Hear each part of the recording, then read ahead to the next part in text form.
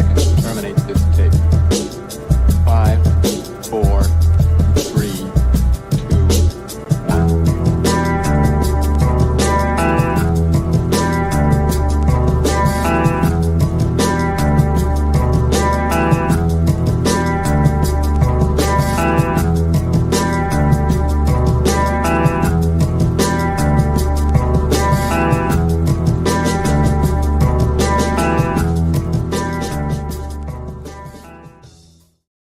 What's going on, everybody? How's it going? Happy Wednesday. Thanks for joining us for another BG-Cast Wednesday live podcast, aka another We Are So Back Wednesday.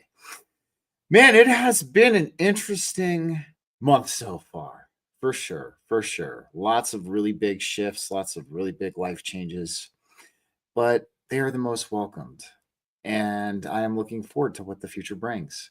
But nonetheless, guys, before we hop to our guest, I want to say thank you for all of the new subscribers and followers over on Rumble and YouTube. Thanks for joining the BG-Cast family.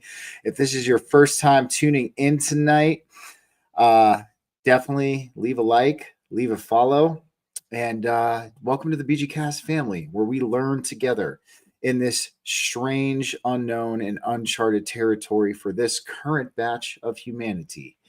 But nonetheless, guys, you know how I like to start my shows. Let's talk about the New Earth starters here. Let's talk about everybody who is putting a foot forward in their foundation for New Earth. So first, we're going to talk about Dyanna, aka Transcending Ascension. Let's bring up her kids' books.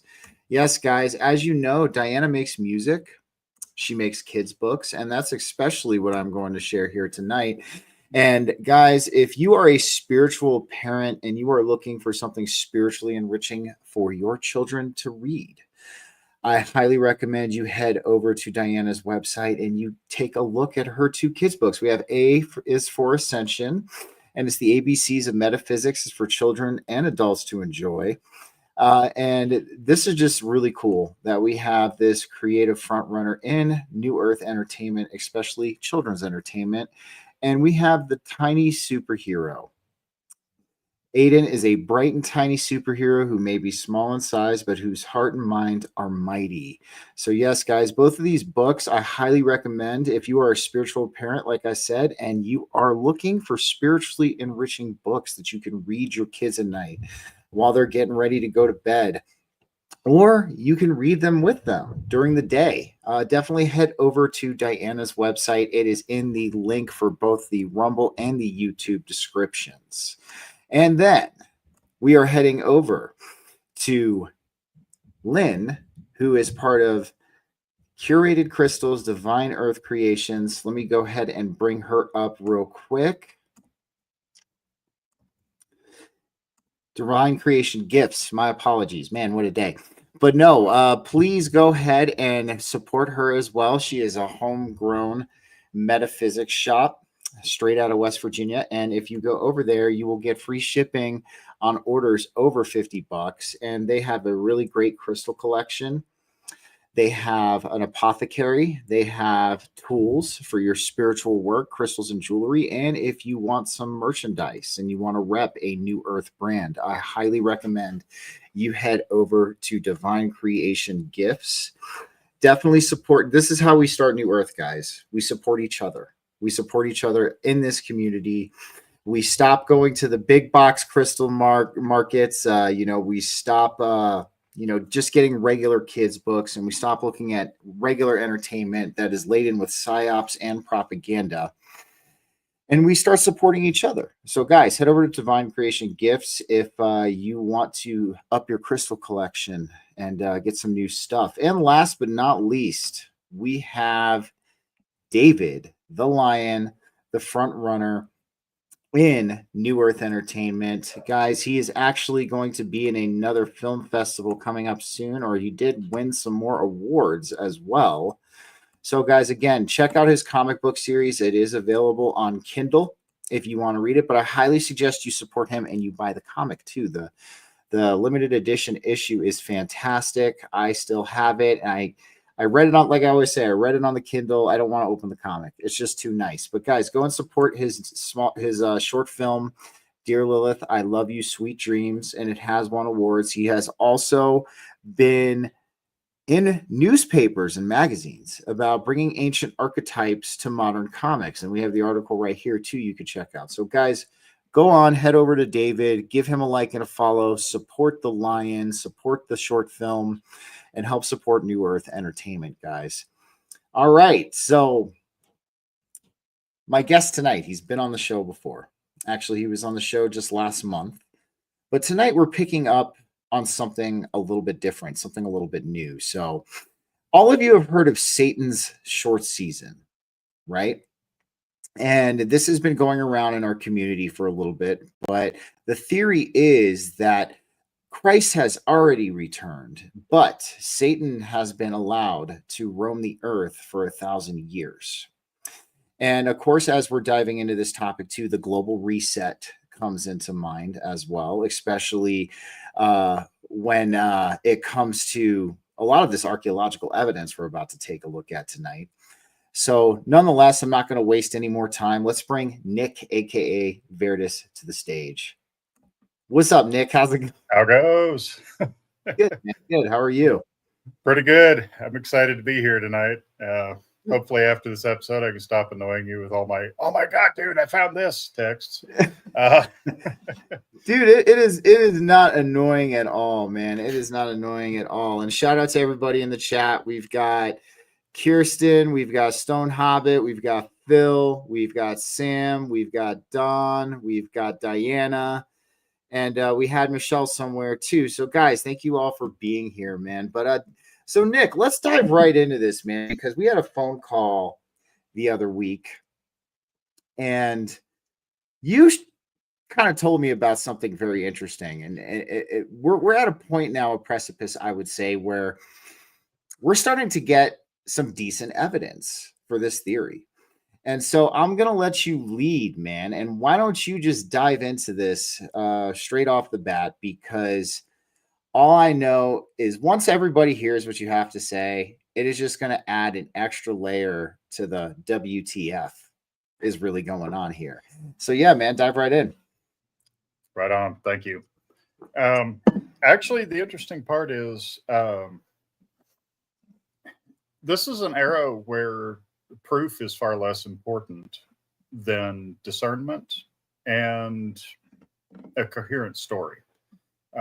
Because I was talking about this on Twitter today, that you can find a video of anybody doing anything, saying anything, AI deep fakes. We all know, I mean, come on, anybody who's looked for more than 5 minutes in the Smithsonian knows about fabrication of history. And what I worked back from was, well, two very simple things, the Mark I eyeball and the Mark I brain. What can I see and what makes sense together? Looking at a higher level than just here rock, this meaning. I've got to stop asking simple questions because they always seem to end up in deep rabbit holes where the next thing you know, I got some Red Queen asking me to paint the roses. But that was definitely what happened here. I do want to give a little bit of background before I actually launch into this. Okay. Just some bases I want to touch, mostly for the sake of the comment section. First off, I'm not presenting as much evidence tonight as I am presenting a story. I'm presenting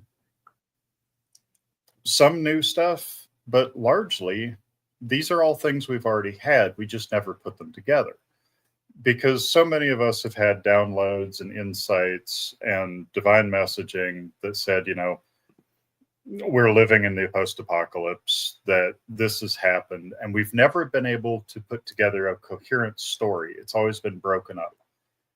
That's what I've worked on over the last 2 months, is making sense of the evidence that we already have, with a few things that are less common. Look, I love diving the deep ends of YouTube. It's great. It is. Another thing is there's a lot of water muddying around these topics. You see a lot of bad info, trash info, repost, repeats, things to muddy the water and make it hard to research. Mhm. A lot of the stuff, and I'm sure you've noticed that certain psyops connect with other things. Absolutely. Anytime that JFK comes up, the Jews come into it, for instance. Anytime ancient history, ancient technology, alternative history comes up, you get flat Earth. It makes digging through stuff a real challenge. I'm not going to be talking about that tonight. I'm going to try to stay firmly grounded in this realm. We shall. I thought you were going to approximate rip on reality. flat Earth a little bit. You told me though. I want to get that out of the way. It's a distraction. Whether it's true or not, it's irrelevant. It doesn't Okay. affect me here in the middle of Missouri at all. And a lot of the channels that I've been watching have really good info, and then they drag in flat Earth, and you go to show that to somebody, and all the credibility goes out the window. Watch for psyops. So what I've been doing is dragging the bottom of the internet, and what I realized was we have had 750 years, give or take a little, added to our historical record. We have had historical events split from each other to fill that 750 years. And we have a situation where you can perfectly place a literal 1,000-year reign of Christ into the historical timeline, have it fit, make sense, and still have all of our well-recorded modern history in Satan's little season. Because if you've ever read Revelation 20, it says that Christ would come back, the saints would be resurrected, he would rule with them for 1,000 years. I'm taking some liberties and saying that's literal. Your eschatology may vary. And after that 1,000-year reign, that was the first resurrection. Everybody there was good. They went on to a higher state. After that, Satan would be loosed, catastrophe would happen, and he would be given free reign of the world. If you read some of the apocryphal stuff, you end up with... Sorry, I've been awake for 17 hours and not enough. It's okay, man. Take your time. Take your time. At the end of that it's kind of the chance for everybody who is mid to make up their mind which way they want to go, and what better way to do it than give it to Satan. So I mention these things specifically because this does have direct relevance later. And I'd also like to mention, because I'm sure everybody knows about how Mandela effects work. Because this is this is going to also play very heavily later. Small amounts of energy can make small changes. Large amounts of energy can make large changes. Exceptional levels of energy can rewrite history. And I'm going to get into that by the end of this, because mass human sacrifice, I think, would do that. Make sure to stay tuned to the second half of this. Yeah, I know exactly what you're talking about.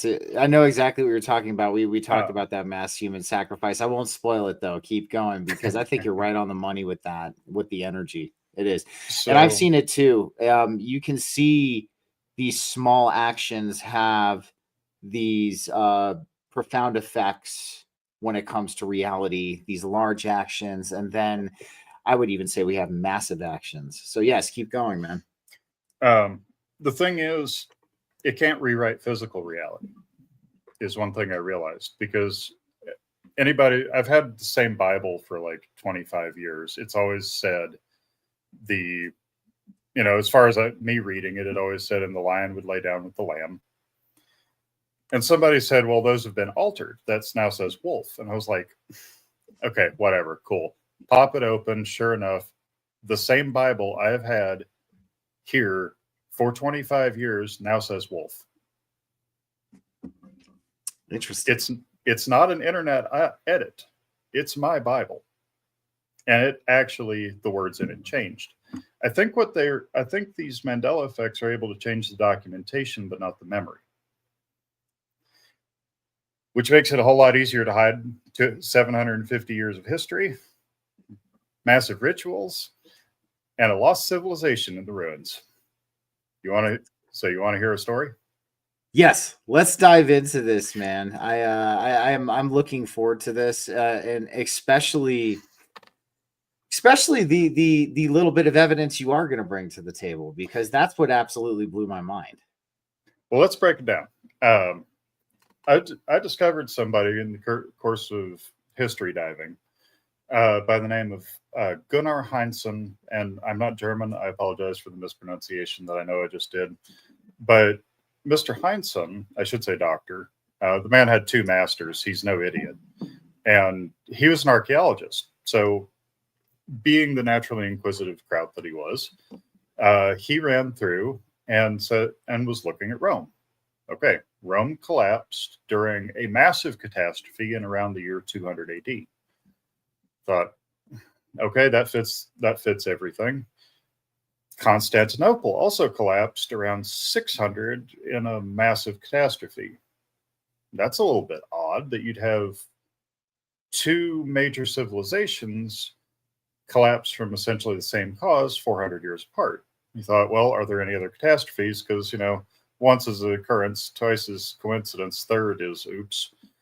And it turns out most of the Persian Empire went through a massive catastrophe and crumbled around 945. And he thought, there's no way this can be a coincidence, that you could have cities destroyed in massive disasters, end of civilization grade stuff. They estimated that the casualties in Rome were 95%. Let that one sink in. Mm-hmm. And there's no way you're going to have 3 things that happen 3 different times over the course of hundreds of years. It doesn't make sense. And he thought, well, this sounds insane, but what if it was the same catastrophe? And he thought, okay, that's mad. Do I have any proof for this? And he's like, well, I would have to prove that they coexisted at the same time. And I will spare you a lot of detailed talk on this, but I've sent the links to Stephen. They'll probably be listed in the YouTube video description at some point. They're fascinating videos. I would encourage you to go read through them, because I'm condensing 2 months worth of work into 2 hours. What he found was archaeological stratigraphy. Now, if you have a civilization that has built and lived in an area and it collapses, and another civilization inhabits the same area, you'll see artifacts from the first, and then kind of a layer with artifacts from the second. So you can get a good idea of, these people came first, then these because they built over top, and these because they built over top. And I thought, well, surely we'd see strata in Roman ruins, right? You'd expect it. I mean, they went out into 200s. It's now 2025. You'd expect to see strata. There are in over 4,000 sites in Europe of Roman nature, there are no strata between Rome and around the year 1100.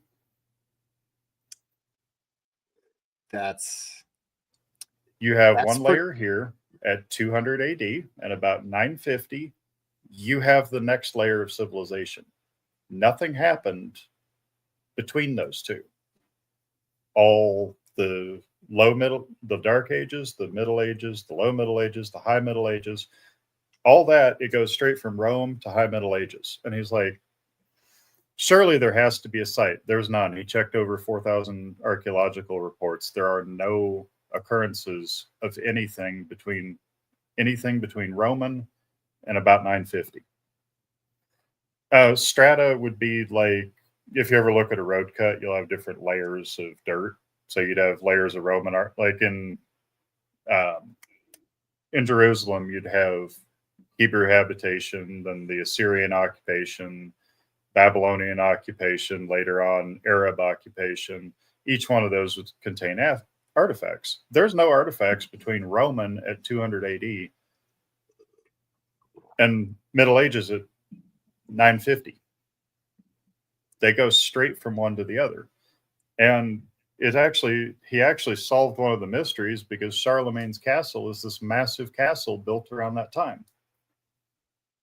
Yes, Don. And Hold on, let me answer Don Yeah. real quick. Yeah, so like Don, have you ever seen like when they try to have you ever seen when they cut the earth? I don't know if you've seen any of like the if you've ever watched National Geographic or anything like that.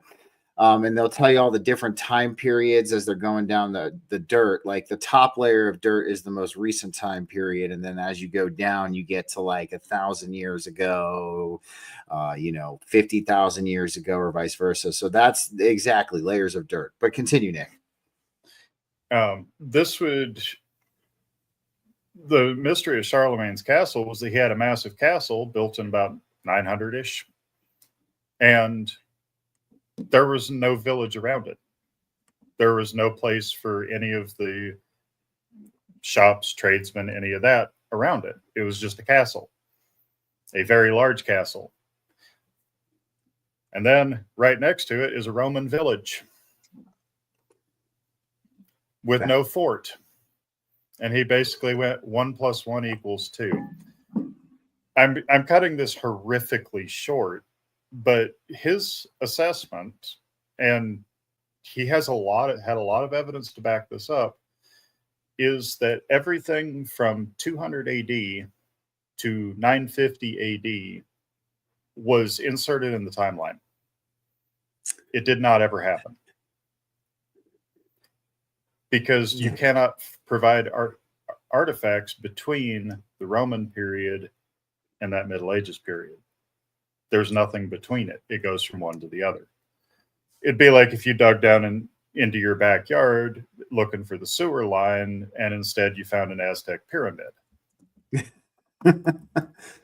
No, exactly. So he said it was a pretty reasonable conclusion. And I am going to have to, if I look over, it's because I'm checking my notes. I've got to actually keep them track this time. Oh, you're okay, man. No worries. No worries.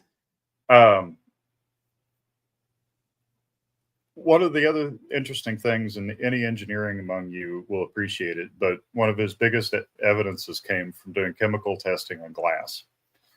The glass that the Romans used in their buildings, like big pieces, and they're not talking like the mosaic pieces, had identical chemical composition to the stuff used in the Middle Ages stuff. The castles had the same glass down to the isotope numbers that the Roman villages had. And these are supposedly 750 years apart. It's the same batch. This is just mind-blowing in a lot of ways too, because this is good evidence, because we're using even today's consensual science to dissect this. I mean, and he was actually running these tests like in a way that you can physically see the evidence and showcase it, man. It's beyond wild. It's beyond wild. And it just like I said, it brings up even more questions at this point. Actually, one question I will answer about carbon dating. In the words of Gunnar Heinsohn, carbon dating is a prostitute. She will do whatever you want her to do.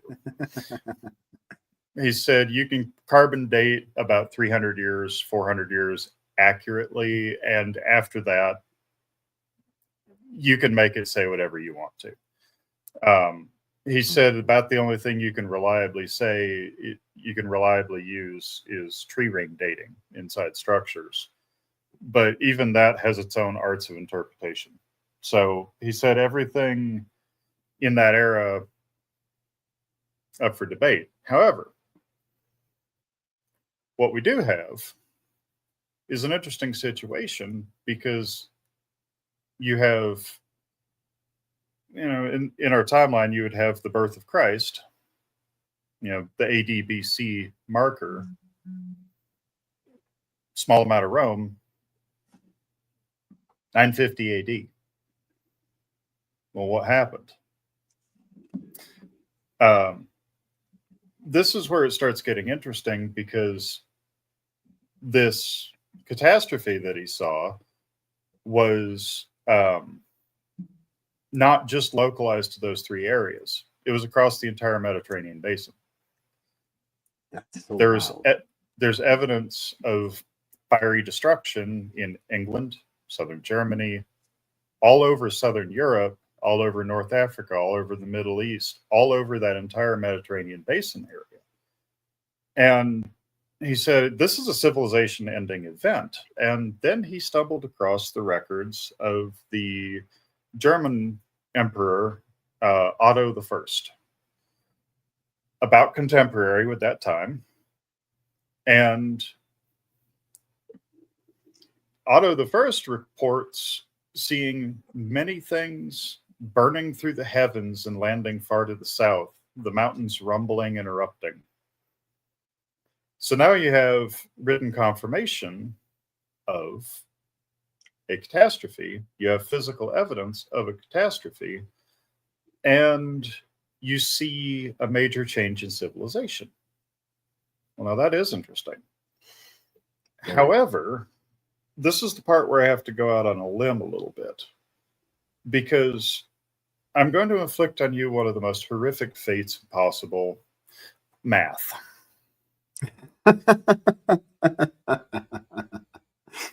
Math is abrasive, but I'm ready. Let's do it. Well, fortunately, this is year 2025, so it makes it a whole lot easier instead of me having to calculate single years. But let's take us from 2025. Take off 50 years. That puts us in 1975. Take off another 700, and that puts us to 1275. Okay, that's rather interesting. That is. If I'm going to propose my theory here, that the end of that period was when the catastrophe hit. And I'm going to take a literal version of it being 1,000-year reign. Roll 1,000 years off of that, and you have 275 years. Now let's do some counting here. 2025 minus 275. Where does that put us? Take the 75 off, it's 1950. Take 200 years off is 1750. Now, what was going on in 1750? The Enlightenment era. Mm-hmm. An era of time, and again, I'm running off of inference because I can't trust written linear data. But you have an era of time which we today call the Enlightenment, mid 1700s, where there is an absolute explosion of ideas regarding religion, how to build a society, how people should be governed, what they should believe. And specifically, you see the rise of a very interesting concept called deism, which is hideously underrepresented in history.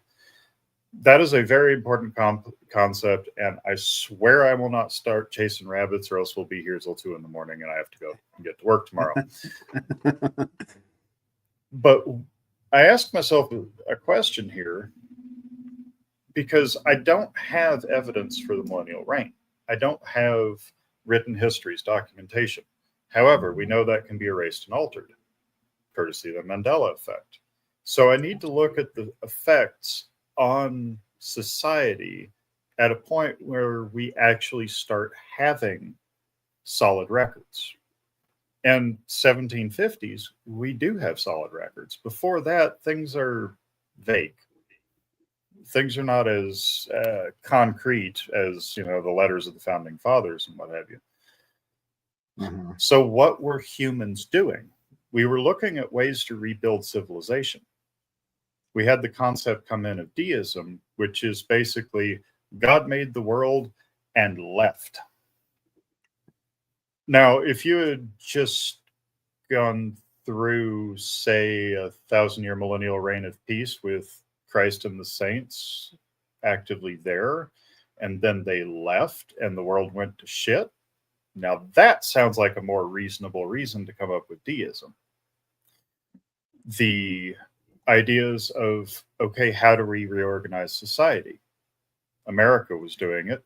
France was doing it. England was doing it. Everybody was scrambling to find anything they could. And one of the big things in vogue in the 1750s was BC philosophy, things from before that era. Early Roman philosophy, Greek philosophy, Egyptian. These things all would have existed before the millennial reign, would not have been altered. So people were bypassing and going back to before this all started and looking for something, anything, to build a more reasonable society. Oh, which would coincide perfectly with the way Satan operates, with whispers and inertia, because now suddenly you have people who are desperate to replace something with anything. And all of a sudden, you have these ideas of, we don't need God. God doesn't care, doesn't like you. God isn't here. Man is rational. Anyone can be logical. We can be rational about this. You also have it being, you also have people trying to redefine things, trying to build new things, because the world is a very different place. If you've ever seen any of the paintings from the 1700s, and I would like to get into a little bit of the evidence that I've seen for this reign of Christ. And again, this is not a Christian thing. Christ loves everybody and is not a fan of religion. You and I both resonate on that for sure, man. Yeah, you and I both resonate on that for sure. Continue.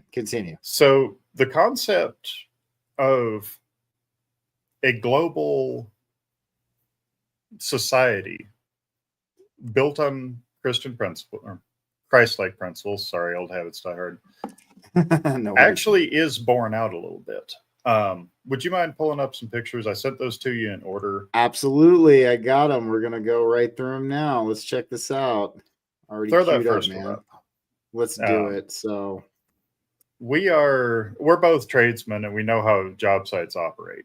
I'm sure everybody recognizes that. That's the Palace of Versailles in France. Established, we'll say, in 1680. I'm going off of old numbering.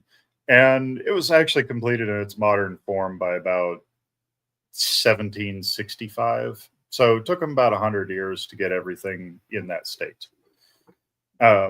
Impressive. I didn't want to overload you with pictures, so I'm just picking one of each of these. Nah, you're all good, man. That's a familiar architectural style, though. If you look, you've got the copper roofs, the gilded gates, the general palisade effect on it. It's very unique.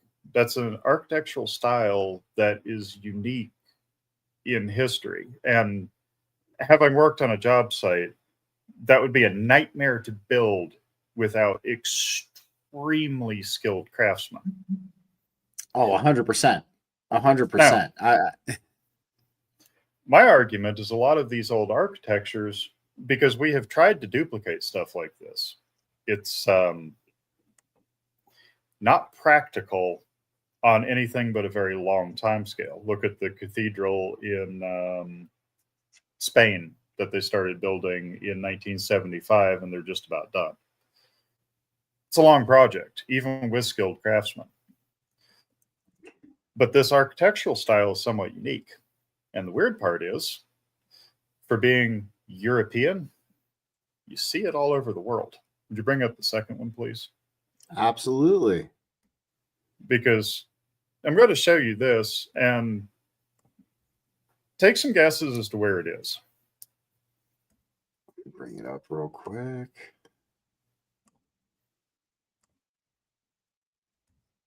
There we go. So where do you think that is? Chat, any guesses? Anybody in the Telegram chat? No cheating.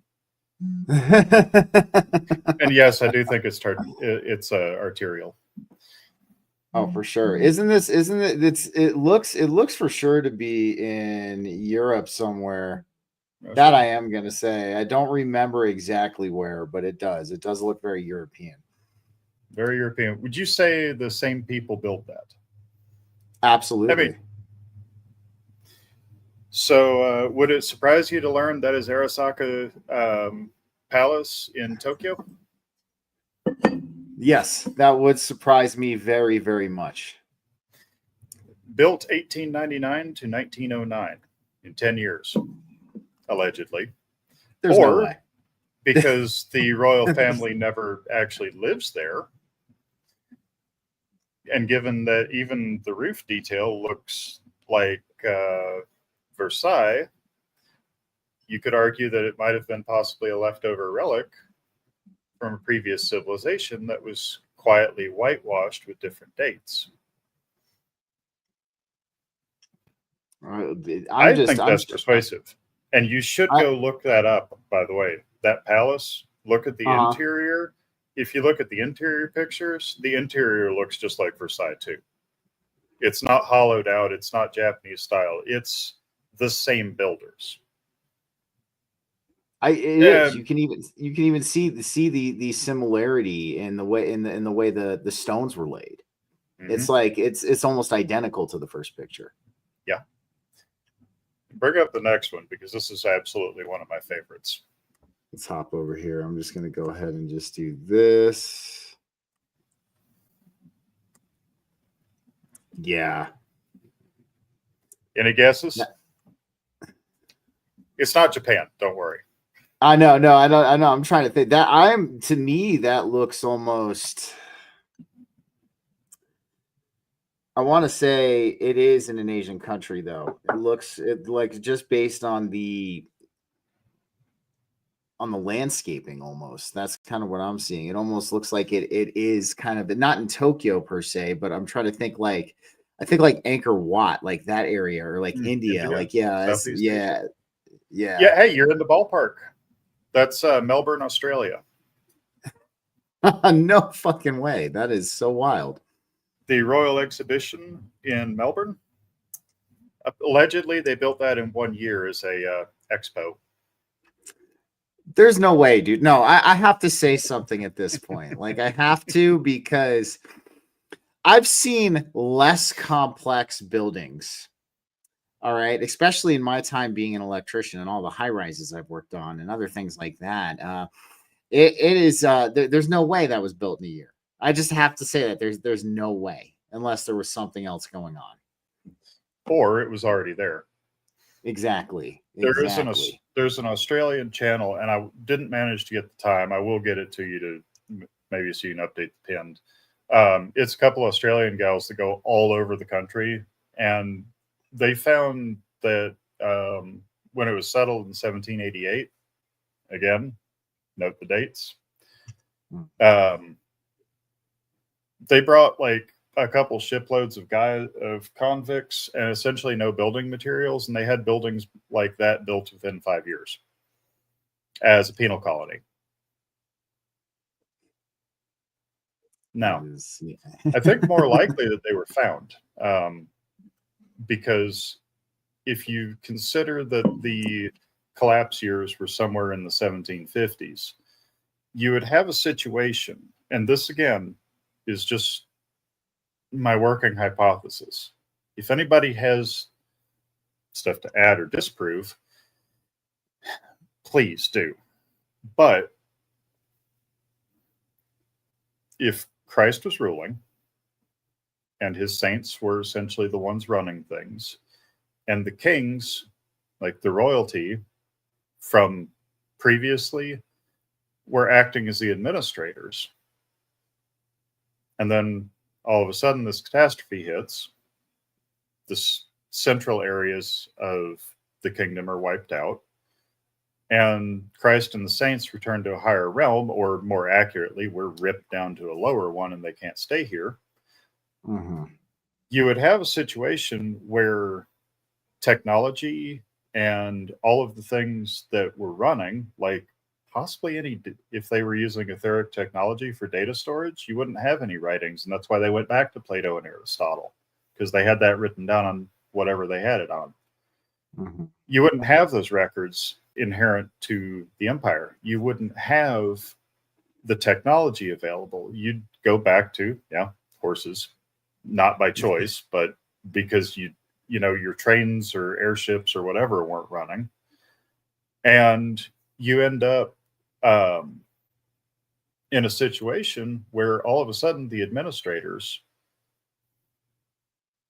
the kings, are having to figure out how to run things. The people aren't happy. And anything that isn't accessible with 18th century technology, like ships, is going to be inaccessible, which is why Australia dropped off the map for a long time.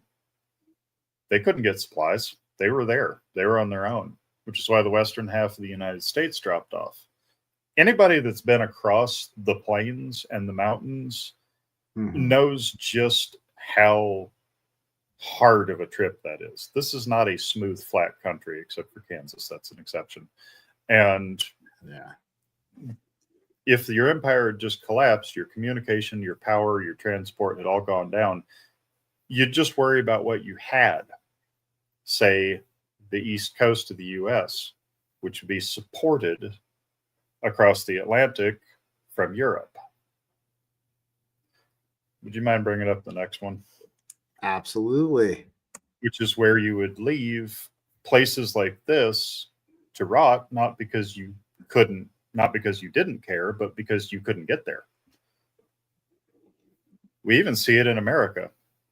That's Biltmore Estate in Nashville, North Carolina. I've actually been there, and it's absolutely beautiful. It's also been profaned by the fucking Vanderbilts, but that's a whole nother rabbit trail. Tell me that doesn't look like the smaller chateau of Versailles. It's again, you can see with all of these, you can see the similarities in the build with each and every single one of these. There's a certain layout, there's a certain pattern that has been replicated time and time again. And it's almost like a signature of sorts too, when you look at it that deeply, because in when it comes to masons, in the trades, like there's signature like building patterns that are used. Yeah. There's a particular type of brick pattern or a particular type of cinder block pattern or something along those lines that is used consistently depending on the application. But this is almost like a signature. It's like every time I see these buildings, these big estates like this, it's as if somebody was leaving almost a message, like a global message of some kind that we're sitting here dissecting right now. I tend to agree, and it's much like you can look at a painting by Monet and know it's a Monet. You don't have to think about, well, maybe. No, it's fucking Monet. This is another piece of artwork like that. And to back up a little bit on my point about parts of the world getting cut off after losing communications, power, or transport, roll to the next picture. Because this is global. I mean, we've seen the same architecture style in Europe. We've seen it in Australia. We've seen it in Japan. This is the Midwest in the 1880s. Do you notice the shacks down there? Mm-hmm. And now you notice the massive building there. That looks like it was plucked straight out of Russia, doesn't it? I was going to say, it looks insanely out of place. And that's not the only one. There's lots of old ones. And also you'll notice the vanilla sky effect where it's been removed. Mm-hmm. You see that a lot. And these are just a small selection. The next picture is also just as incredible. Actually, there are lots of windows. It's just, that's big enough they're hard to see. It's not small. And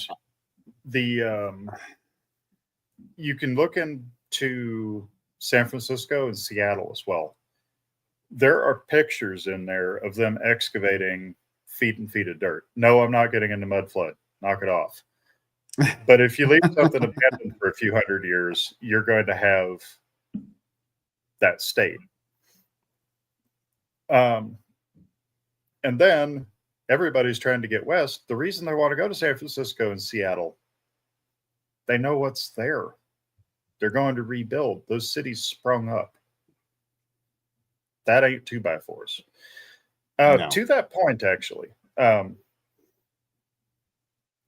if you had a situation where, because none of this was really a mystery as to what would happen, they knew it would be 1,000-year reign. They knew that this would switch over. And actually, I suppose this is a pretty good time for questions. Actually, yeah. So let's go up. We have some questions. I'll answer Quantum's real quick. If you have a civilization built around what we know about energy, being able to transfer and transmit energy, I think they were accessing like fourth density energy states and actually able to tune in to the energy itself to pull it down and run their stuff. But if your society is built on having that as your base energy state, like if we were all running at a fourth density level where we could freely move energy in and out of our bodies, it would be child's play to build and power any of that. But if you have a catastrophe that sends a shockwave through the collective consciousness, it could be enough to lower that energy state enough to where this wouldn't function. I'm sure we've all had days when we're high energy, our psychic abilities are off the charts, we can sense everything, we're really clear, and then the next day, bam, you're just down. You can't even connect to anything. Now imagine your entire civilization had that down day, but it never came back. Then your leader, your immortal wise man, vanishes along with the closest saints. And I don't think that was just like St. Paul, St. Peter, St. Everybody. It was the people who were in tune with God's will, with source, and probably contributing a lot of power to this. And now everybody's just picking up the pieces. And I think the reason that a lot of electricity came in at that time is because you've got a lot of the same technology. You've got power transmission, you've got electricity can run a lot of stuff. And one thing I want to add real quick on that just is so actually what the official scientific definition of electricity is kind of lends credence to your point, because when we talk about the scientific definition of electricity, it is electrons coming from a higher potential to a lower potential. And what is that higher potential? A higher density or a higher dimension, a higher frequency. So that just lends credence to your point, man, because if these structures were operating in a fourth density type of energy, we know that electricity most certainly still exists in there. And that's why these devices started to come along, is because they were pulling, maybe they were pulling from the remnants of it, and they found a way to utilize it here after this fall. That's kind of what I'm starting to think at this point in time. I suspect there was a lot of brute forcing going on. Yeah, yeah, for sure, sure. Like you can take a rifle, the stock breaks, and you just bolt it back together with a tree branch. It'll still work. It's not as great, but it'll still work. And if you've gone from having etheric technology, I mean, it'll run with electricity just at like 5% efficiency. Well, just put more wires up, whatever. Yeah. But I will get into this after questions anybody has, because the timeline was shifted. We are not on the same timeline. I've gotten this download. Hell, half the people I know in chat here have gotten that download, that we are on an artificially manipulated timeline that is not natural, should not exist, but currently does, and would prevent this stuff from functioning because it's artificially limited. I mean, we're pushing the boundaries of it as it is. I think that's what this compression feeling we've been feeling is that we're starting to tear through that gap, overpressure it basically. And it's not stable. It's not going to last forever. I've seen those same visions of timelines merging and hitting a portal and just exploding with light. We're in a situation. Yes, 0 point in a way. We tend to think of 0 point energy as a way to generate electricity or boil water, but I suspect they were tapping into it directly. Actually, can you bring up the next picture, Stephen? Yeah. Real quick, I just want to go because I told Phil I'd read his stuff. So, okay. Have at it. Yeah. I told Phil. So hold on. So he said I may be able to shine some light on this. I might need a couple of chats to try and explain, but we are in the partial universe. Parallel to us is a non-particle universe, Earth, and that's what he said. And then let me scroll down. Makes sense. I think after hundreds or thousands of years, our physical Earth merges with the non-particle Earth. And when this happens, things from the parallel Earth manifest here physically and vice versa. Yep. And then let's check. He had one more thing. Actually that's the bleed over that we're seeing with Mandela effects. He said, hence bleed over. Hence digging up and finding these ancient cities or other things, they weren't there until the merge with particle and no particle Earth merges. And yeah, that was it from him. I just told him I would do that for him. So yeah, that's his take on it. I got you. And that's why I said I think that the smaller things are easy to manipulate, like lion to wolf in the Bible is an easy thing to manipulate. It's just a state of a word. When you look at that picture, that's a lot of stone. Stone is the bones of the earth. You can't just blink that out so easily. No. And I'm pretty sure that a lot of the stuff, and I like that version of this being particle earth and that being non-particle earth or wave earth, that I'm pretty sure those stones got soaked in that etheric energy. I use etheric as 0.4 dimensional catch-all. Mm-hmm. Those things had to have been absolutely soaked in it. You're going to have a hard time moving that level of energetic inertia. Words, history, books, stories, that stuff, yeah, you can manipulate that and get people to just go, oh yeah, we built that in like 1905 in a couple of years out in the middle of fucking Nebraska. Where are you finding that stone in Nebraska? You've been through Nebraska. Oh, hell yeah. Well, the one thing I'm going to say is this, because you brought actually Phil and you kind of, so the wave particle duality. So let's take a look at duality real quick, right? We know that duality is, at least in my opinion, now Stone, I think it was either Stone Hobbit was talking about how duality exists in other realms as well, but it's not the same as here. But we talk about the wave particle duality. We have particle and non-particle Earth. I mean, this is kind of diving into what I would say is like a manifestation of that. If we're having a manifestation of particle Earth, non-particle Earth, it's like a symbolic manifestation to me.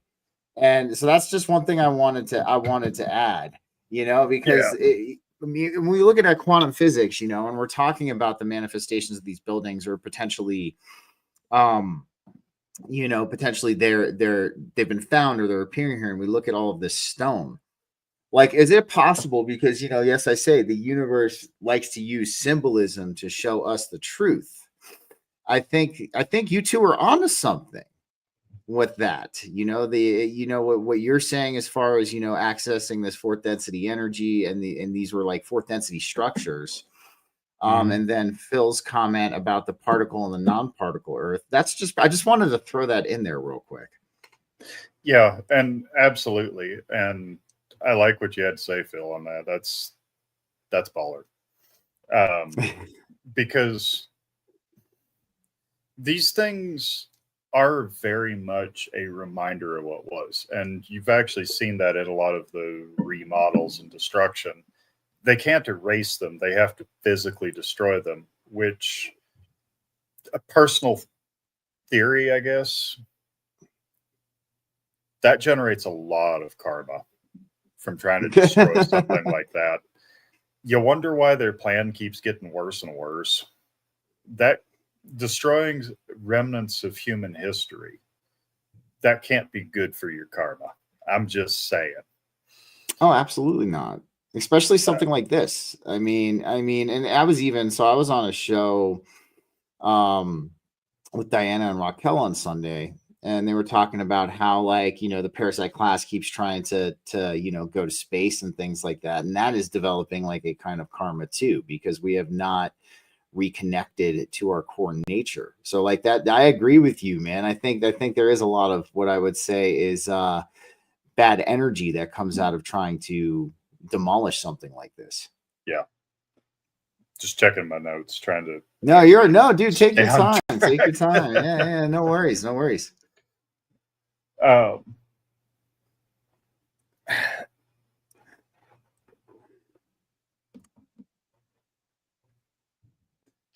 People are joking in the chat about that. It's like, Jason saying it looks like a vampire would reside in a fancy building like this. Oh, pull up the next picture, the Let's next black and white I showed you.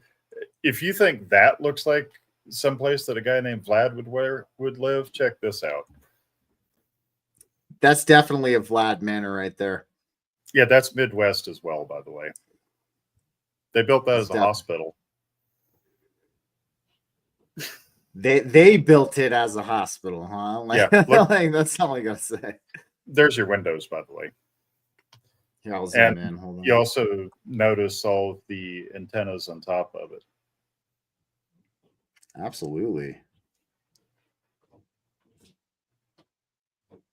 Energy collectors much? Now, like I said, a lot of this does get into a little bit on the woo side. And the more research you do, use your discernment. There is, God, so much BS I've heard out there. Some really good stuff. If you're interested in the actual history of the Tartarian Empire, get on X and search Morgan Gomeri. The man has researched newspaper clippings and all sorts of stuff from 1800s and produced in some incredible research about Tartaria. There's one guy, and I hate to give him credit because he's gone way off left field, big into flat earth. There's no jet fuel. They're running free energy stuff for jets. It's Buck Wright, also on X. But credit to the man. I yoinked these pictures off of him. He has an incredible catalog of old world architecture. Train tracks being excavated across the Midwest. Not laid, excavated. Let that one sink in a little bit. Now, I mean, think about it. If you were able to harness etheric energy and create heat, it'd be easy to run a steam train. And if you had broadcast power, now you don't have a range on it. Trains would make a lot of sense. Then later on, now that doesn't work, we can't convert those to electric. Oh, shit, we'll put a boiler in. Things to think about. Where they were basically abandoning the West until they had the technology creatively re-engineered in order to access it. Hence the railroad project being important coast to coast. Mm-hmm. But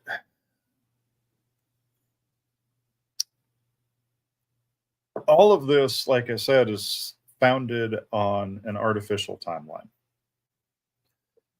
And unfortunately, in my digs, which I will arm wrestle you till I let you come on again, and I get to talk about philosophy and politics, because that's a You don't fun gotta arm rabbit. wrestle me, man. You don't gotta arm wrestle. You just tell me when, man, and we'll get it booked. But yeah. No, Chuck Norris, this is never heard of her. Chuck Norris, never heard of her. In the process of researching philosophy and the origins of communism, also required fuck Karl Marx. Agreed. I had to dig into the French Revolution because Marx credited his ideas as coming from Hegel, who was a fascinating man, and I think was actually trying to resurrect the old concepts, because he held that all reason comes from one source, and the motivating factor of it is love. Love is the mission. Yeah. It really is, man. It really is. But Marx's other inspiration was the French philosopher Rousseau. And Rousseau, I do need to get into it a little bit, because the American perspective, I mean, if we're going off the theory that 1750, all administration had collapsed, the local royalty, the kings, had picked up and were trying to put something together. And they were mismanaging the colonies across the ocean, which, I mean, we've always been rowdy, let's just face it. We didn't want to take it, so we decided to split off. And deism was very strong in the colonies. Franklin was a diehard deist, which, if you know any stories, holy crap, that man was the 1700s Hugh Hefner.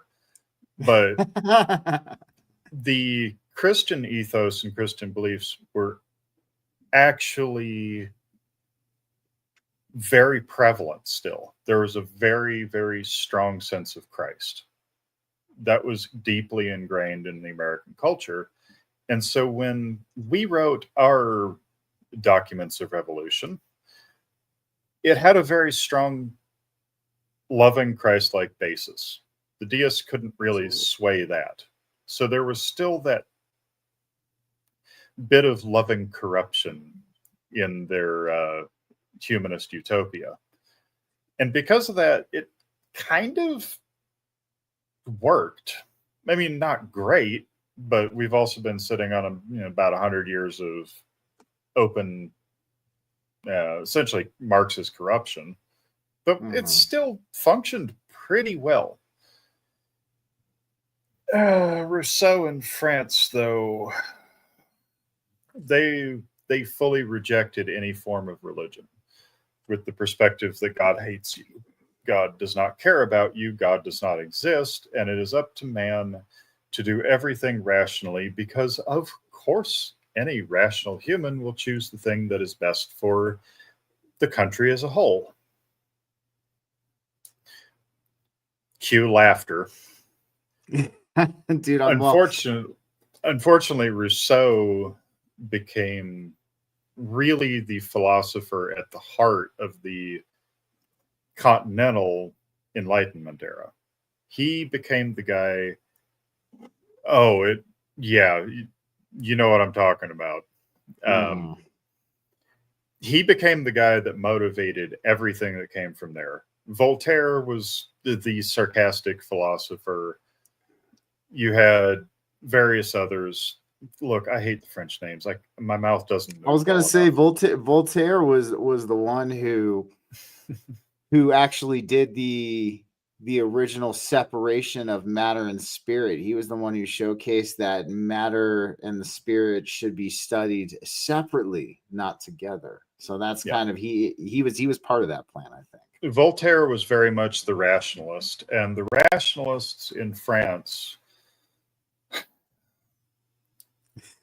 as the French royalty mismanaged things, because let's face it, France is not that good with politics. As they mismanaged things, this idea of rationalism came in, which you could very easily see. We went from a spiritually attuned society. Now it's all gone tits up. We need to get rid of this religion thing. We need to go for something rational that everybody can understand. All are equal, all this stuff. His torch, metaphorically speaking, was picked up by a gentleman named Robespierre. And Robespierre was very much the crusader prophet to Rousseau's thinking. And he staged essentially a religious rebellion with the idea that man is the highest deity. This appealed to the people with money because we get to keep more of it. It's rational. And Rousseau decided to set up a separate parliament, grant it power, and instigated what is commonly known now as the Reign of Terror. This is not studied enough. I want you to get my full impact when I say this. This was a mass human sacrifice ritual culminating with an inversion of the Passion of Christ by their prophet Robespierre. The Reign of Terror was 10 months from 1789 to 1790. During that time, over 41,000 people were killed in Paris. I'm going to let that sink in.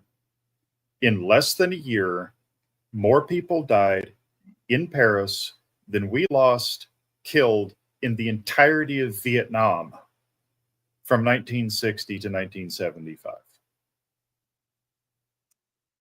They did that. That is an in less than a energetic. year.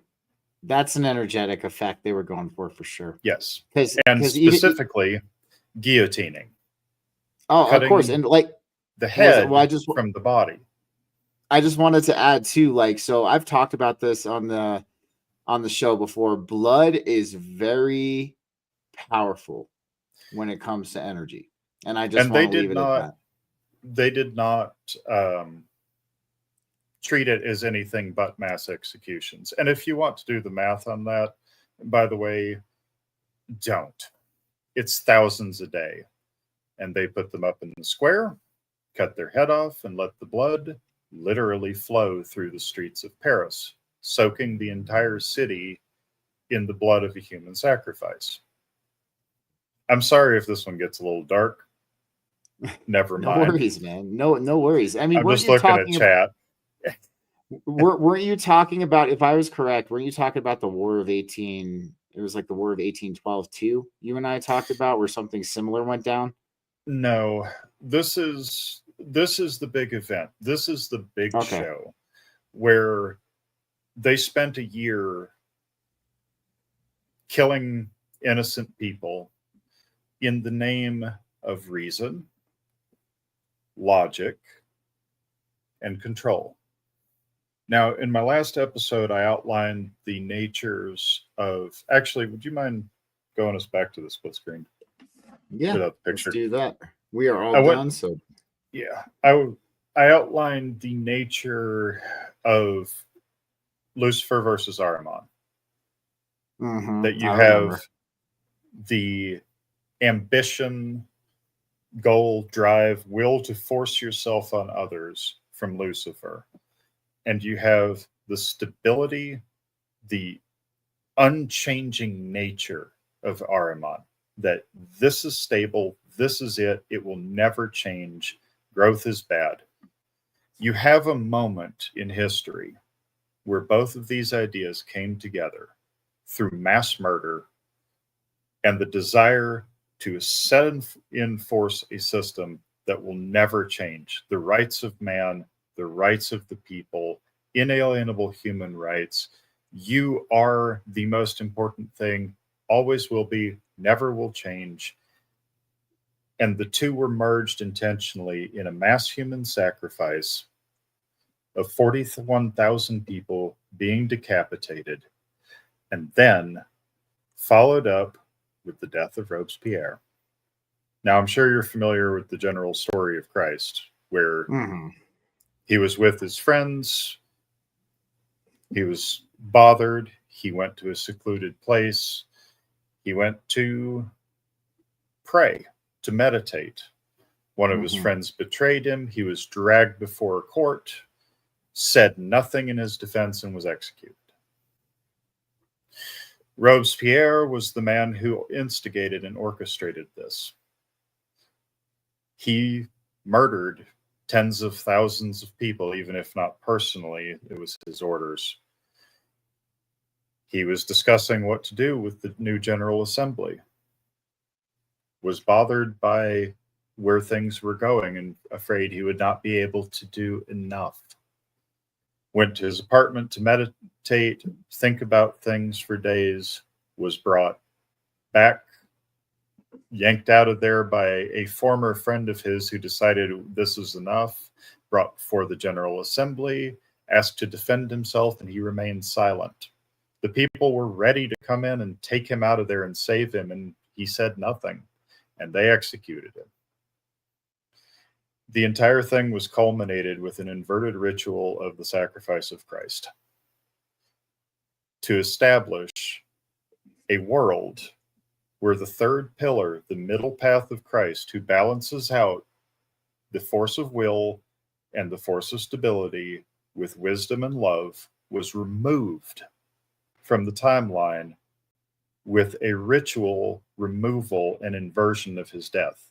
Christ was sacrificed to bring the spirit to earth. Robespierre was metaphorically sacrificed to remove the spirit from earth, thus producing a timeline that had only the two forces fighting each other, Lucifer and Ahriman.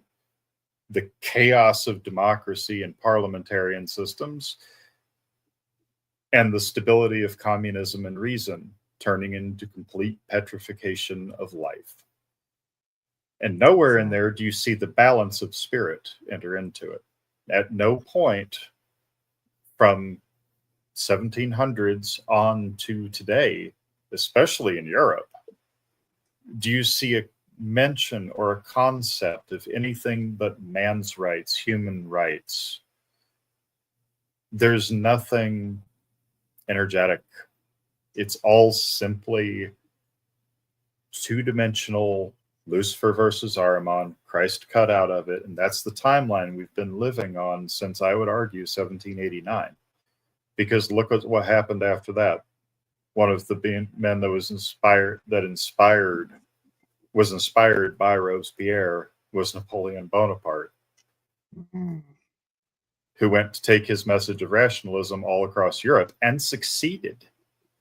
To which most countries ended up replying by creating their own version of nationalism. Or in the case of Russia, just waiting until winter hit and saying, bye. I love the Russians. They're Slavic rednecks, and God bless them. They're irrepressible. And actually, oddly, Russia is one of the few countries that has kept a focus on Christ alive. I would completely agree. And I actually heard this on Sunday night too. Do you know that Russia is looking into, if I remember correctly, giving away or for free of charge these 2.5 acre plots of land for people to build it? Yeah, they are. They are. It's a doing farm. That. It's a farm. It's yours. Married couples can go and just get a farm. It's free. You just can't sell it. Yep, it stays in your family lineage. Yeah, it has to stay in your family lineage throughout time.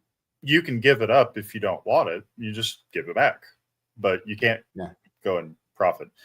But that ritual is one that's overlooked. I've never seen anybody actually tying in that as a mass blood sacrifice to alter timelines. And I think that's actually been the crux of it, because it wasn't so much, it did alter the timelines. We've seen the alterations, but it was that it removed, much like how my lion got replaced with a wolf, it replaced the concept of the spiritual with the concept of man. It was a simple alteration, relatively easy to do. The old world's already collapsed after living memory of The kingdom died out. Then you just start telling new stories. But you tie everything to man. You don't tie anything to the spiritual. Or if it has to be to the spiritual, make it something that's so heavenly minded it's no earthly good. Modern religion, where they're so focused on man's sin against God and man's do's and don'ts and man's this and that the focus goes off God and comes to man. Exactly. So I think there are actually a couple of ways that this can be unwound a bit, actually. I've been getting downloads for the last week or so about this, and it's been pretty wild because apparently everybody's wanted to chime in. And I've gotten a couple of things that were clear tasking. Anybody who works with the soul realm, who works with souls, go back to Paris. Put people to rest, because a sacrifice victim is still trapped in that energy. Put people to rest. Any traumas that you can lift from lost souls there, rest them. Forgiveness. Being conscious. This isn't a fight that you need to fight. It's a fight that they lose when we stop playing their game. Because just like any alteration, it's being forced to be held here. As we gain access to, as we gain more connection to the heavenly realms, we're pulling that energy out. We're pulling the focus out of man and toward the heavenly. We are making connections between that timeline. There you go, Dyanna. Your tunnels. We're tunneling between this artificial timeline and that one, and allowing that energy to bleed across. Literally, as we are healing us, as we release traumas, as we put our mind toward the heavenly, toward the spiritual, toward Christ, toward love, toward light, we are undoing this ritual. I think that's the key. Yes. We don't have to fight this. We just have to let them fail. That I love that, dude. And I completely agree with you. It is. And when you look at it, and even Dyanna's saying, and Sam, quantum tunnels, we call in those timelines. But no, they are failing. It's plain as day. There is. And I used to make this joke back in the day. Actually, when I first started the show, because when I first started the show back in 2022, there was a lot of weird things, or when I revamped it, brought it back in 2022, there was a lot of weird things happening. And I used to joke that there was this guy in the PR department of the simulation, and his name was Jim. And Jim had a really bad cocaine problem. He couldn't focus on his scripts. So a lot of him scripting reality and scripting some of these events, they was coming out all weird and all clown-like. I was like, yep, Jim's off the wagon again. He's he's got his nose buried in a pile on his desk or something along those lines. But it is. Hey. They are failing. Just lending credence to your point. Yeah, no, they are definitely failing, and you can see it. We know his last name now. It's Jim Flair. Woo! But it is, dude. It's like we see it failing, and yeah, Sam even said Slim Jim went to Hightown, but no, I used to joke about that in my first season. Like Jim's off the wagon again. If you saw what was going on today on the world stage and all of that, yes. But it is he's off the wagon big time right now. That's all I gotta say. I think he's just given up at this point. Because the thing is, and I keep trying to tell people this, everyone's all worried about like, oh, this is happening, that's happening. They just got a Muslim commie mayor in New York yesterday. Good. because 20 years ago, people would have been like, oh, see what happens. Now people are watching. They're seeing cause. They're seeing effect. I describe myself as a story trader because I will trade stories that I hear from people, put them together with mine, sometimes just trade them straight up. But the story is the important part because nobody's ever been convinced by information. We've got, look at the internet. You have the collected knowledge of humanity on your damn phone. Exactly. Nobody's convinced by information. You have to tell a story that uses that information. And right now, politics on every side. Sam, God bless you for staying up this late. This has to Seriously, be hard on Sam. you, but Thank you. my heart goes out to you to live in such a shit show of a country. But I think what's happening is that as they try to hold this together with less and less energy, it's just like if you've ever done a bench press and you get it up and you're holding, the requirements are the same, but the more you try to force it, the less energy you're going to have long term. They're trying to hold all this together. It's not working. The more they try, the more obvious it is. And you're starting to see it. This is becoming so obvious. And all we have to do is tell the stories to get people to understand the picture. A good friend of mine once said that life is a picture, you are a pixel. From where you stand, you just see that one pixel, but you don't see the whole picture. Tell your stories, paint your colors brightly. Absolutely. That's where this is so important, because it's not about having to go out and beat people over the head to say, you need to know this, you need to know that, you need to know this. No, you have to get them thinking in a different way and let them go. Let them run. Agree. Run through your woo phase, run through your conspiracy theory phase, run through your tinfoil phase. But as they start hearing these stories clearly and realize that this world is artificial, they hear it from me, they hear it from you, they hear it from Sam, they hear it from Kirsten, they hear it from Dyanna, they hear it from David, all in a different way, and somebody will click. And then they realize these are the same stories told differently. It's like, okay, now I'm paying attention. It's the crowd mind, but done organically.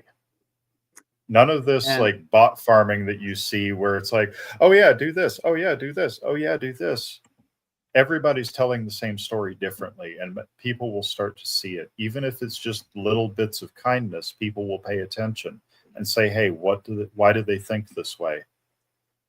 This is what will undo that, because the balance point between Ahriman and Lucifer, and you need both. You need both of those elements to be effective. If you don't have the Ahrimanic weight, you're just going to follow whatever. You don't have that ability to say no. If you just follow Lucifer, you're never going to settle on anything and be stable, and you'll be running around inflicting your will on everyone. Somebody kicks my door in, I'm pulling out the Luciferian energy and inflicting my will on them with hollow points. I was going to say that's an act of love, because I'm protecting myself and my family. Absolutely, dude. And one thing I just want to talk about too, like you were saying about the stories. No, absolutely. They are failing. And ultimately what we just need to do at this point in time is tell the stories, but also these stories are energetic. Like even what Sam was saying here, we are the weave. The stories are divine weaves. There's organic weaves from God, then there's the false weaves, but the threads are out of place. Ultimately, like you said, we don't have to fight this. We don't have to force this. We need to, force this. We evolve. And as we evolve, we tell these stories. And through our evolution, as we tell these stories, we're going to find better ways to communicate these stories in ways that are going to resonate more on a collective level. No, so I completely agree with what you're saying, man. I think that's a very sound solution. And it's done in love. That means you're not doing it for fame, but don't be afraid when people say thank you. You're not doing it for money. Don't be ashamed of taking the donation when it comes. You're not doing it for ego, but it's okay to take credit. Don't be hard on yourself. Exactly. Clean intent. If you're going out fishing to make yourself look good and get praise, you're doing it for the wrong reason. If you're going out and doing good work and people are saying thank you, say you're welcome. We really, really, really, really need to get past some of these complicated ideas like, I must kill my ego, I have this and this and that. Keep it simple. If I can't explain it to a normie, I need to refine it further. It's okay to do a good job. It's okay to be proud of your work. It's okay to be ashamed when you screw up, and it's okay to say thank you for telling me I was wrong. Absolutely. That's authenticity.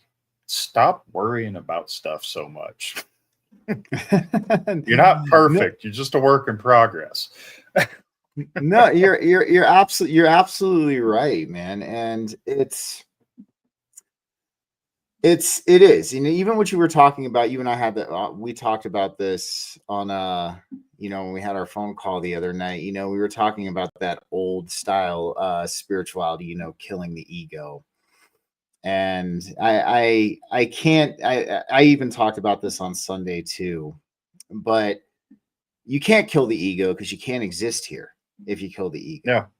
We chose to come here. We chose to help facilitate and bring the higher frequencies into this realm. We're supposed to be bringing heaven to earth. We are not supposed to be escaping earth to get to heaven. Yeah. And that's why you and I, we really resonate on that point, because that to me comes from a very old fundamentalist spirituality that was good in those times to try and get the message across. But as we're now in new times, Yeah. and here we have to make things pragmatic. We have to make things practical.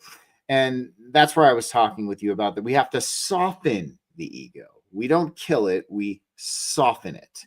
Because if I killed my ego, which I've done many a times, Gotta watch the dosing, man.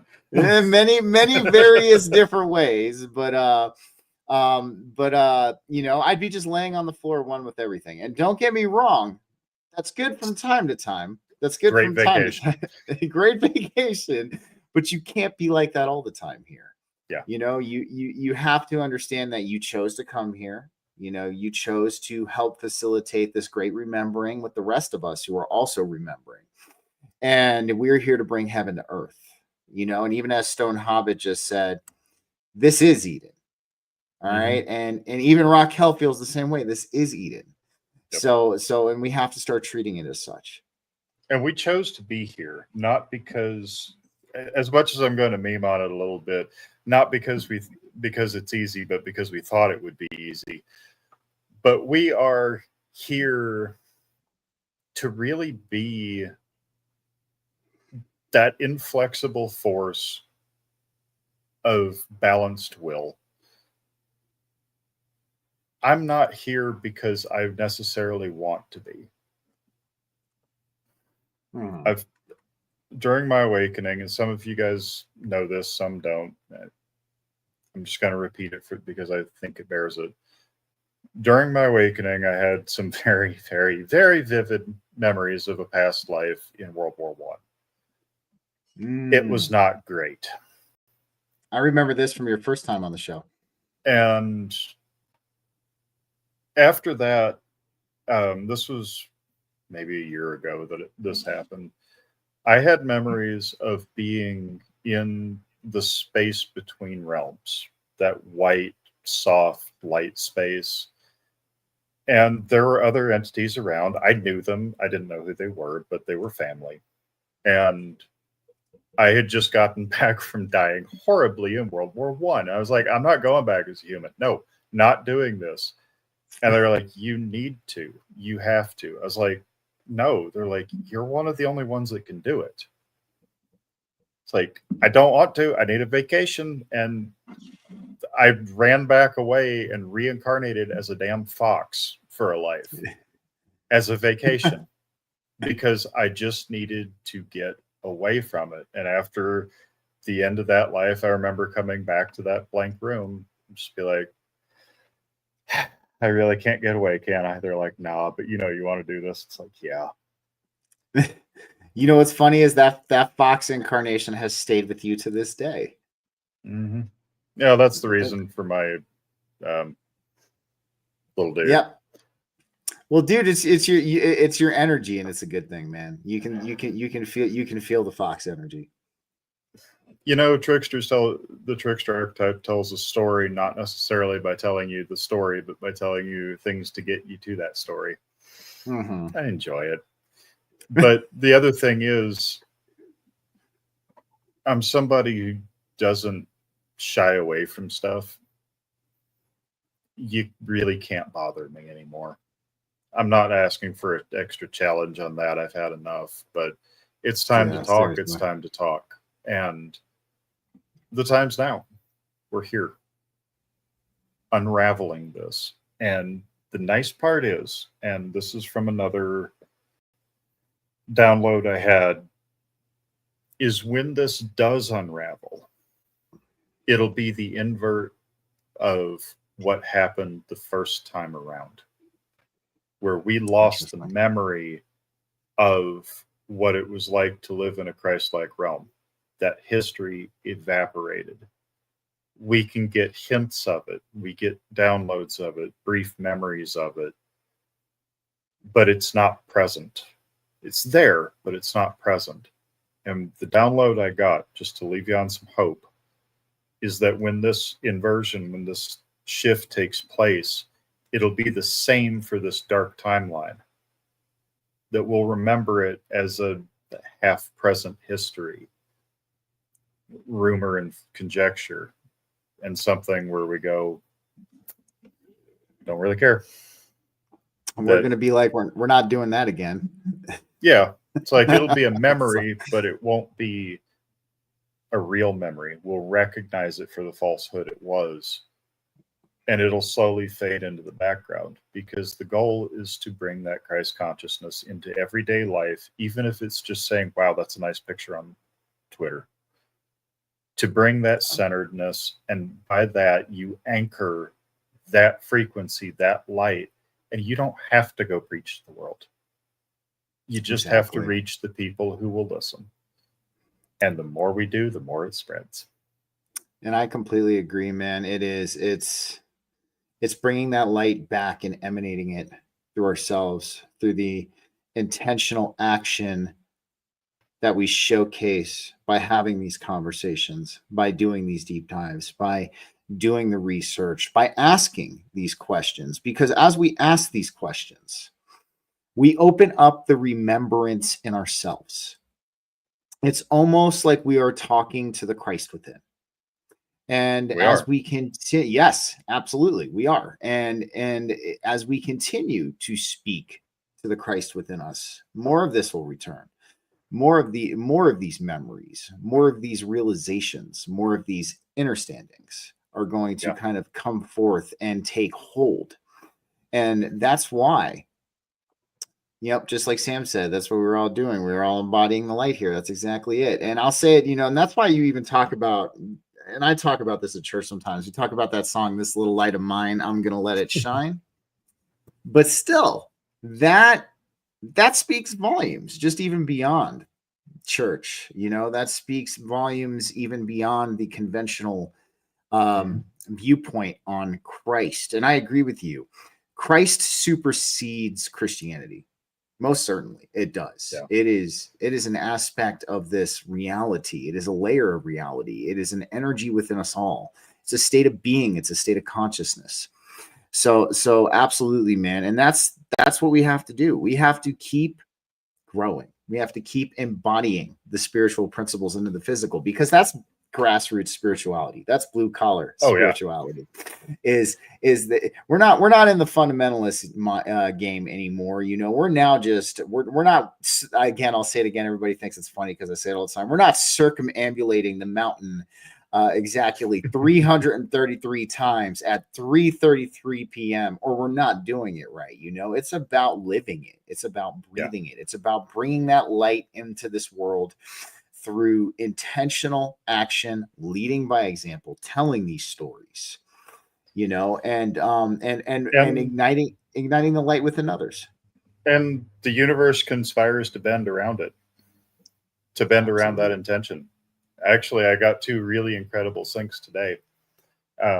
Let's hear them, man. I'm interested. We scheduled this, what was it, early September, I think, was when we had this, was when you set this in the schedule. Today, I remembered it is, in fact, Guy Fawkes Day, rebellion against man's parliamentary authority, courtesy of, well, let's just say Guy Fawkes, if his plans had worked, that little light of his would have really shone. And also, as Leighton pointed out, Leighton Elias, I stalk her on Twitter. I mean, follow her on Twitter. Leighton's cool, man. She's great. I love her unfiltered. Yeah, Leighton's cool. She's great. She made a comment on somebody else's post that this is one of the supermoons of the year, where it's closest, brightest, strongest, and it's in Taurus. And as a Taurus, let that voice out. And as a Taurus, I've been feeling it too.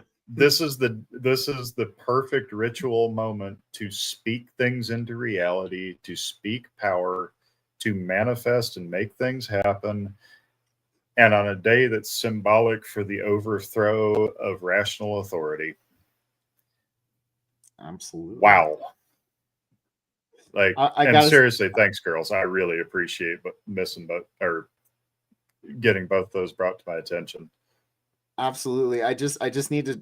I sorry, I didn't mean to smirk, but Jason as classic Jason style, as classic Jason style. But yeah, but no, you're absolutely right. And I've been feeling that full moon in Taurus, because me being a Taurus, I've been feeling it myself. And yes, it is time to speak our truth. It's time to speak things into reality. And that's the most powerful thing, man. Being human is actually a very special thing. Oh yeah, it's awesome. It's a very special thing. But we have the ability. Our words, our intentions create timelines. Our thoughts can expand reality beyond any bounds that are conceivable in the conventional nature. So even just saying what you were saying, even just speaking things into existence is very possible, and it is being amplified right now. And that is because we're all evolving, we're all growing. We're all bringing the light of Christ back into this world, and the light of Christ is shining even brighter than it was before, and maybe in the beginning, okay, it was just peeking through a little bit, but now it's starting to blind everything else that's coming around it, man. I think it's just a nice warm light, and it gets even better because people are starting to really separate it from the religious concepts. Oh, absolutely. It's not full swing yet. Like, it's not everybody that's coming to that realization, but it's more than I realized. I like following authentic people on X, as I'm sure you've noticed. I've got a very odd friend group, but yeah, it's interesting to see the perspectives that people take, and they're becoming a lot broader, even from people I consider who just consider themselves Christians. They're talking about stuff that few years ago I never would have expected. The shift is there, but it's hard to see unless you look for it. Like it's present, but you do have to get off the beaten path a little bit, because if you just watch the mainstream news, it's everything's going to shit. But on a fundamental level, it's actually going pretty well. Oh, I would completely agree, man. And that's too, like, I mean, and we look at how Christ, I just want to even bring out how this concept has been that Christ supersedes religion was actually snuffed out. at least in the consensual sense too. So when the council, so a lot of people think the Council of Nicaea dictated biblical canon, but they did not actually. What they did is they snuffed out any early Christian spiritualities or ideology, and they turned Christianity into the modern control structure that it is today. But there was an early Christian ideology called Arianism. And Arianism actually had the belief that Christ existed since the beginning, and that Christ is more than just the Son of God, that Christ is an energy. Christ is exists within us all. So that was snuffed out by the Council of Nicaea. And of course, like that was around the time of Satan's short season, or it was a little bit before it happened, or well, I'm done with consensual history at this point, but it did happen. Yeah. So. I think if I remember right, Council of Nicaea was 1662 or something like that. Can't remember right off. Yeah, but dude, that's just an example. But up of since 3:30, well, the neurons are clacking. No worries. No, I'm good. No worries, I'm man. good, dude. Yeah. If you're wondering why I've turned off the video a few times, allow me to introduce you to my French press. Hey, I love French press, man. That's the way. This is the way. This is the way, man. Yeah. Religions as a whole have been, and actually that's one of the things I wish I knew some actual Russians, because I'd like to talk with them about what's been going on over there, because the observations I've gotten from my Eastern European acquaintances on Twitter, X, whatever, the Eastern Orthodox, the Russian Orthodox, very much have this approach of, we'd like to talk to you about Christ. If you're not interested, whatever, you know where we are. And they'll just leave you alone, let you know they're present when you're interested, or if you want advice or want to come talk, come talk. That feels like that's a very different feel from any other church. And I'm very curious to get a bit inside that mind, but I can't do that. I don't speak Russian yet, without actually having that cultural knowledge. So if anybody has any good risky friends, let me know. I'd love to pick their brain. Good Lord.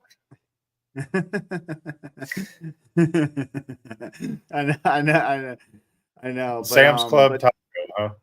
There's been a lot of things going on lately, but hey, look, you gotta have fun. Like, literally, I cannot stand somebody who says that they are spiritual and they're the most boring, dull, lack of fun person. Like, you've got to enjoy this. You have absolutely, to. Man. This is fun. I mean, yeah, we agreed to play a life on hardcore and hardest difficulty setting, but love you, Sam. But the flip side is we're doing it. We're pulling a world record hardcore run. This was never supposed to be happening according to their plan. And we're doing it. We're doing the impossible. And that absolutely really does make us mighty, even as we're sitting here like, shit, I got, taxes and sickness and I got to sleep and all this stupid human stuff. But it is something to celebrate that we're here now. This is exciting. Even if the day-to-day is boring, this is one hell of a picture. So, I wanted to leave off on that more positive note after talking about mass murder, artificial timelines, and destroyed civilizations.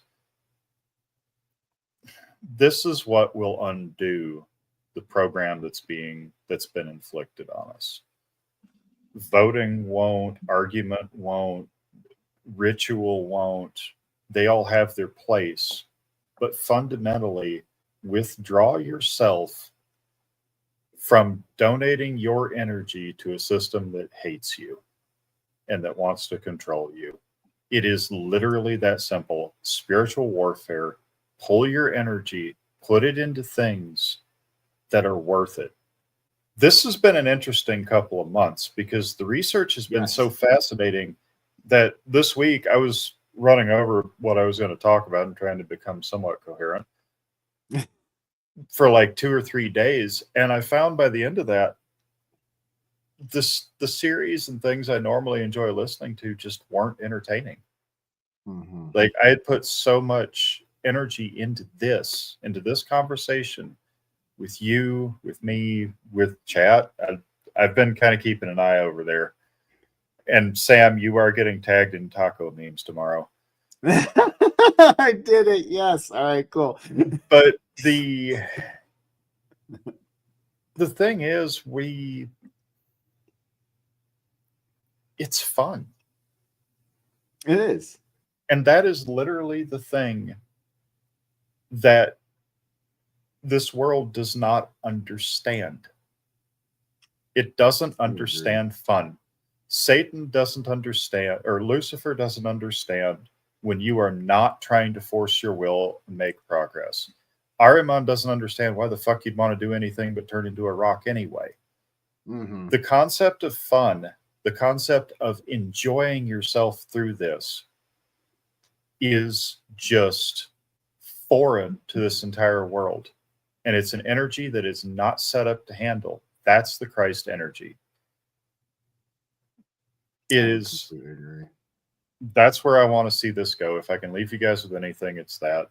I've got lots of more research, lots more stuff. Oh, we're coming, dude. We're coming back for a part 2, man. Like absolutely. After everything you showed me tonight, showed the audience tonight. Like, yeah, no. And real quick, I just want to say something to Don. He was talking about how Mario Brothers is the hero's journey, and we're playing on hard. We're playing on Expert Plus, dude. All right, we're playing on Expert Plus. We got to give ourselves credit there. We are on the like when we have decided to incarnate here. This is my joke this time around. We were looking at our spirit guides, and our spirit guides looked at us and they were like, "Well, you did Expert last time. Why are you choosing Expert Plus this time?" And then we looked at them and then we said, "Did we die last time?" And they just kind of like, those memes. Did you die? I'm thinking more like the pirate captain. Well, yes, but actually no. yes, but actually no. Exactly. Did you die last time? World War I? Ring any bells? Dude, I'm telling you, man. But no, honest. We picked the game mode, and as we're loading in, all we see is the FromSoft logo, and it's like, ah, shit, not Dark Souls again. Dude, I'm telling you, man. Well, that's an awesome thing to leave it out on, man. And I completely agree with you on that. I mean, right now, we know that they are failing. We can see it plain as day. I mean, they're at the point where they have to recycle the same script over and over again, but they gotta add like subtle differences. It's like they're almost at the point. Not in the chat. Oh my god, you're welcome. I'm glad now you're gonna tag Sam and Taco memes, because yes, that's gonna make my day. Thank you for that. But nonetheless, man, you left it out great. And honestly, dude, I'm gonna hand it to you. You always impress me every time you come on the show, dude. You always do. But tonight you took it to another level. Like, you laid out some very, very good evidence. I'm even saying it's hard evidence. And you did it in the format of a story. Okay. And you did it in a way that really made us think about this. You really opened up doors. You opened up doors to remembrance and realization, man. And I just want to tell you that you need to give yourself a pat on the back, all right, for all of the amazing work that you have done. And that's what I want to leave with everybody tonight, to listen to what Nick is saying, man. Bring the light of Christ into this world through yourself, through the intentional action of embodying the spiritual principles and embedding them into every facet of your existence. This is what is going to change. We don't have to run to the Capitol with pitchforks and torches and Molotov cocktails, because that's what they want us to do. All right. But ultimately, what we do is, like we've always said, we sit back, we enjoy the show, we continue to grow, we continue to evolve, we continue to eat our popcorn while we watch the show. And we continue to tell the stories. And as we grow and evolve more, the story will stick and stick and stick. And then, like you said, Nick, eventually, we will look at this timeline as an example, as a memory of a false reality of what once was, and we will know, and we will know then and remember and understand that we can never go back. Well, and I'm looking forward to that personally. Me too, dude. Aren't we all? You know, but nonetheless, man. Alrighty, guys, we'll close it off for this tonight. This was amazing. Thank you, Sam. Thank you, Kirsten. Thank you, Dyanna. Thanks everybody who was here. Thank you very much, guys. Yeah, of course, man. And Don will be live streaming his drive through the Rockies tomorrow if we want to see the sights. Thanks, Mom. Appreciate it for the great show comment. And yeah, no, my mom's a fan of the show. It's awesome. So it's cool to see that. And but nonetheless, I have Nick's X profile at the bottom of both the YouTube and the Rumble description. If you want to go swing Nick a follow on X and chat with him, pick his brain, I highly recommend that you do. And other than that, man, any last words or anything else you're working on at this point in time? Well, I've got a long arc of the evolution of philosophy into society and how the mechanics of how rationalism replaced any belief in God, as well as how it influenced countries, as well as a few, they're only half-formed ideas yet, but ideas of how to build a society. But I have to also know where we are to know how to get where we want to go. So we'll be working on that. I will link, at the very least, I'll throw a comment down at the bottom with some of the sources. I'll go ahead. I have the sources you sent me. I'll edit those in real quick as you're. Yeah. Highly recommend listening to Heinsohn, both of his interviews. The first one in Toronto in 2018, and the last one from 2023. Shortly before he passed. He did pass last year, if I remember. Seriously, go listen to that. And I'm just going to close out on one last thought. One of the greatest acts of love you can do is approaching somebody authentically and explaining how they were wrong.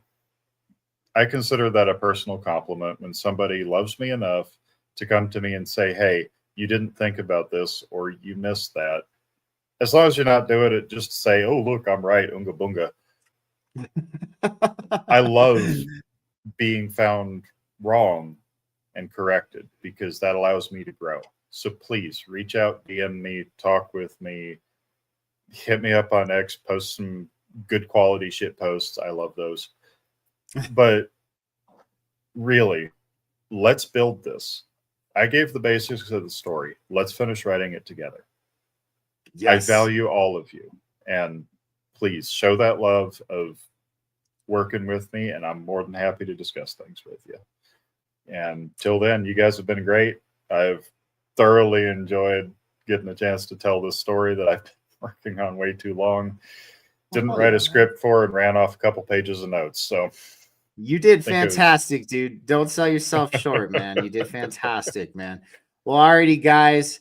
That is it for this episode of BG Cast. We will be back next week, same time, same place. And of course, you know what we say always to finish off the show, but I'm going to add something new tonight too. And of course, we always say here on BG Cast, stay safe, stay free, have that personal sovereignty and that personal agency. Stay away from Elon Musk and the Japanese sex robots, and definitely don't go to the clam taco stand. Alrighty, everybody. Have a good night. Take care. We will see you next week. Take care. Collectively together, you were born to rotate with the crowd. You were born to sync with the sacred spiral. The Hercules stream is proof. The cosmos hummers the divergent.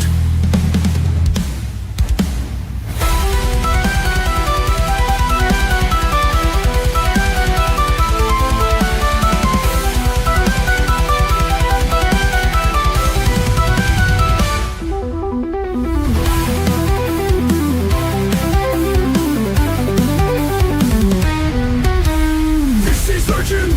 BG-S3 brings us that Hercules energy. It's here to save the day. You won't stay lost in the dark. Here is your shot with BG kept beside you. Can we rise alone?